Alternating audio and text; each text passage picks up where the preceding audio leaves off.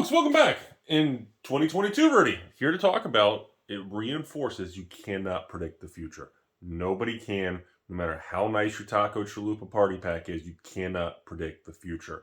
Here we are, literally in the first month of 2022, and the most ridiculous, hottest vintage Magic set, where all the money's flowing to and people are doing buyouts and crazy, it's the Dark. Okay, so we're going to talk more about the Dark.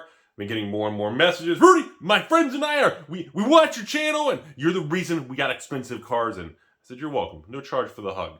And we're looking at doing buyouts and cool stuff. And we're okay, do whatever you want. And so today, it looks like after we had that Eater of the Dead madness, and then Cleansing was another one that we had in the Dark. Now, it looks like people are going back for Frankenstein's monster. I know, it's like the meme of the Dark. Well, meme or not, there are people, again, this all started around maybe around the third, fourth week, around Christmas, December 2021.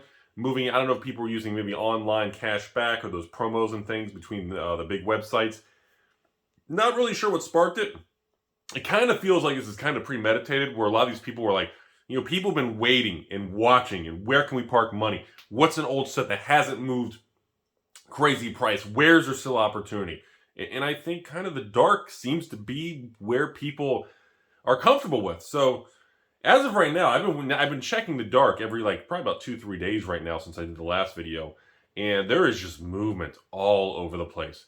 The volume of sold listings, the amounts being removed from the market, the amount of money being thrown at it, it's kind of impressive. It's kind of, now I'm very curious in the next 90 days, when we kind of march forward later into the year, everything stabilizes, we kind of see what Wizards has up their sleeve. Are they going to flip and dump these? Are they going to dump these cards, with pump and dump? Are they going to dump back to the market, lock in profits and walk away, and the prices are going to settle? Usually prices retrace at least about 50% from their all-time highs. I don't know. I don't know, because as of right now, I'm seeing more supply, but from different stores and different sellers bring their card to market, and that's kind of usually what I like to call kind of fishing the supply out. Usually when you have the first 1 or 2 double taps of the buyout, then a bunch of the Timmies say, oh my God, my $5 card is $50.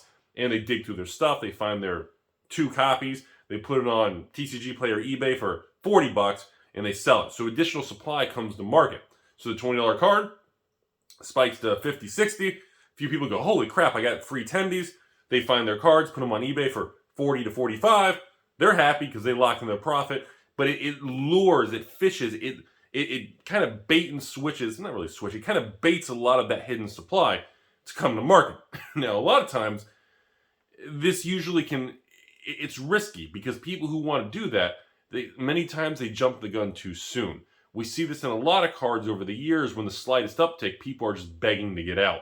I've seen it in everything from old Magic product. I've seen it from, sealed flesh and blood boxes. When they started moving, they just want to lock it in, and it kept going. I've seen it with old reserve list cards. I've seen it with Pokemon cards during the Pokemon evolutions in the XY era. Once those boxes went from $100 a box to like $200, most stores and distributors started just dumping all their evolutions, all their XY, just everything came to market.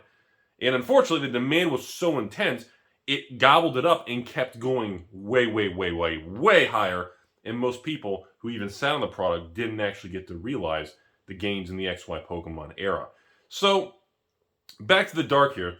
I'm still not a huge fan of any particular card. I don't recommend anybody goes out and FOMOs or buys into any particular Frankenstein's monsters, Eater of the Deads. By the way, what's the other one? City Shadows? Solitude. City of Shadows, right? The Goblin Wizard. The City, now, that land card's a really interesting one that I haven't really talked about much on the channel, but that one's kind of an interesting case study. But more importantly, I don't think anyone should go out and try to buy out any particular card in the Dark. My reason for it is, the Dark is such a speculative. It is the #1 most speculative of the 4 Horsemen sets from the 94 Magic. I just don't think the risk versus reward, especially if you're buying Eater of the Deads today at $100, or you're buying Frankenstein monsters. And by the way, remember when I'm quoting things, I use light play and near mint pricing only. I don't quote damage cards and heavy play that are just so rough. I kind of follow the market on light play near mint, because they tend to be kind of overlapping, kind of somewhat the same, Because remember, light play cards, many people say they have near mint, but they're kind of light play. So in other words, they kind of tend to be very close to each other. And I don't know if I'd recommend that people go out now and buy into Frankenstein's Monster when it's, you know, $70, $80 to $100 range for an LP or near mint card. That just seems, I just, you know, in my thing with the dark, I don't own hundreds of any particular one. I mean, I might because it's a bunch of bulk I haven't gone through. And some of those are obviously not considered bulk anymore. The dark was always one of my favorite sets to actually just buy as a set. Because when I started really expanding into the Magic Vintage world, especially in 2007, 2008 range, and then I went heavy again in about 2012, 2013, and then my third major expansion was around 2015, 2016, when the YouTube channel took off. And then, of course, post that, 2018 to 2022 today, mostly I just do major collection deals or buying in larger scale versus trying to buy an individual card or every little transaction. I just don't have the time to manage and kind of follow those logistics. It's too much for my schedule. But my number one thing was I loved buying sets of the dark. That was my number one thing from about 2005 to about 2015. I would buy complete sets of the dark for around $100 a set. Okay, that was kind of how I expanded my position in the dark. I never actually went out and bought any big position. Like Arabian Nights and Legends and Antiquity, well, especially Antiquities and Arabian Nights, were very different.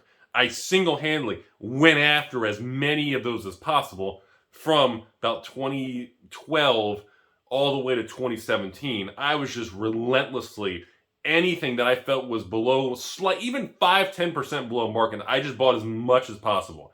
Now, the dark, I never did that. The dark, I literally would just kind of, oh, look, a complete set for $100. Oh, look, a gem mint complete set for $110. Oh, look, a played set for $60. That was kind of how I bought the dark. Okay, now keep in mind, at the same time, sealed booster boxes of the dark in English, not the non-English Italian. Is it Italian? It's Italian in English, right? I think so. I don't even know if I have any Italian in the dark. I never really was a fan of that. Well, anyways, the English, the dark boxes at the time were, you know, they were $350 to $450 a box. Yeah, that was when I started building my position in the dark sealed product, and my average cost basis was around $400 a box. And even then, when I bought them, I remember even sellers on eBay and people saying, Rudy, why are you paying $400 per box of the dark when the best card in the set is Maze of Ith and Blood Moon at, you know, $15? Those were real conversations that I went through for a very long period of time. And I remember telling people I didn't think the dark was Maze of Ith or bust, or Ball Lightning or bust, or, you know, Blood Moon or Preacher. You know, that was, you know, there was no $150 Goblin Wizard. There was no other expensive cards in the set. Eater of the Dead was like $2-3 back then. There was no, because people were just like, why would you do that? And I got a lot of that confusion back then, but I just believed in the product. And to this day, you know, it is still a very special product to me. Again, if you kind of Google Magic the Gathering, the dark, like checklist or whatever, and go to the official Wizards website, and you look at like the storyline headline on the Wizards website, and it says something, to this day, as of the film of this video, in January 2022, when you Google that and you go to the official Wizards website, where they have the dark 1994 in the headline on their own website, says like the dark ages were like, they tried to ban magic.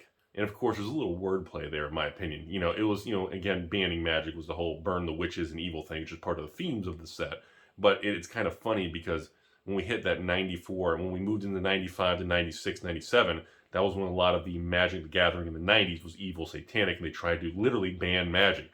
So there's just so much cool hidden history with this product. Anyways, as of today, I believe sealed boxes of the dark in English, if you can get them for anything under $10,000 a box from a good source, and you know it's authentic, it's a great pickup. And I know it's crazy to say that. And I know $10,000 for a box of the dark. Yeah, now out of the Four Horsemen sets, the dark does have the most sealed boxes left in existence in English and probably Italian, compared to, obviously, there's like, I would be surprised if there's even 20 boxes of Arabian Nights left in the world. Antiquities is very, very low now. Legends, I would say Legends. There's got to be like 100 boxes of Legends in the world, maybe like 200 or something. There's a little bit. I mean, I'd be blown away if someone told me there were like 1,000 boxes of Legends. I wouldn't believe it. Like, pictures or it didn't happen. You know what I'm saying? But the Dark, I'm pretty confident. I would feel that the Dark probably has, you know, the most out of those left because people didn't want it. People treated it as crap. You know. So, anyways, of course, full disclosure, you know, the Dark is out of all of them the one I do have the most sealed boxes because again, I was buying them around 400 back in starting in 05 to 07 range. Actually, I think they started at 300, and I stopped buying them around 800. And then the most recent ones I bought were, you know, $3,000, $4,000 a box, and I thought that was crazy. So, life's a funny thing. So, to wrap up this video, I just want to tell you all, we are in 2022, and it appears that the flow of money is obsessed with the Dark. I'm not sure what the catalyst is. I'm not sure if it's just people targeting cards because it's reserve list. They're iconic. A lot of them are either reserve list or not reserve list, Eater of the Dead, not reserve list, or it contains artwork or a card name, the cleanse and the preachers and some of these cards that Wizards would deem as, you know, either evil or a political thing or, you know, racist or dangerous or something in modern day standards, but it fits the theme of the actual set and the storyline. So again, even if it's not reserve list, a lot of those cards are probably going to be kind of pseudo reserve list with the original name and especially like some of the original artwork back then. So that's where we're at. Money and investors and collectors seem to be going after it pretty heavily. Again, I use a lot of caution. I don't really recommend people FOMOing into these particular cards that are being targeted. But again, if you can find the complete sets or the sealed boxes or anything that's, you know, even if it's just 10% below market, that's probably going to be your opportunity to make a move on this kind of thing. But again, you know, the Dark's been around since 94, folks. I mean, this is 2022. I mean, are we almost at 30 years? 28, 29 years old? Oh, I mean, we're almost at 30 years old in this product. You know, don't take your time. This stuff is, you know, anybody who wants to build positions and be a part of this market, it's a lifetime choice. It's an endurance run. This isn't stuff you get rich quick. You're not going to make a ton of free tendies overnight. Hell, a lot of stuff you buy today may not even go up for months or years. You know, you have to buy into this because you truly have a passion for it. And yeah, that's where we're at. At this point in time, folks, I definitely would not be surprised to see continuing buyouts across the board for most of the cards in the Dark that are actually rare, or at least on the rare sheet. I think the Dark was one of the U2, U3, or how many times it was on the rare sheet, or, you know, one of those quantity type of printing from back in the day. Since I think that was a 60-pack booster box, right? I think the Dark had 119 cards in the set or something. So there's still going to be a lot of weird reserve list old cards hidden in that are probably going to be sub $20. And I would expect that the people involved with this, or multiple groups, or just random people, are probably still going to target some of these things. Because, you know, in today's standards, even if it's a crappy, janky reserve list card for $20, hell, even if it's Eater of the Dead at $50, $60, you know, I mean, in an era where we're about to have double Masters 2 quad Masters, and they're going to have some sort of VIP super pack, and a case of those are probably going to be like $2,000. Is a $50 card from almost 30 years ago really overpriced in an inflationary money machine go burr era? Yeah, you know, that's tough to argue against, folks. So just want to report on what I see going on, everybody. Again, take your time. Don't try to make quick tendies and go crazy. Be patient. This stuff's a long game. But it's really fascinating because I would have never predicted 2022 starts off by the Dark being the big winner. Just shows nobody can predict it.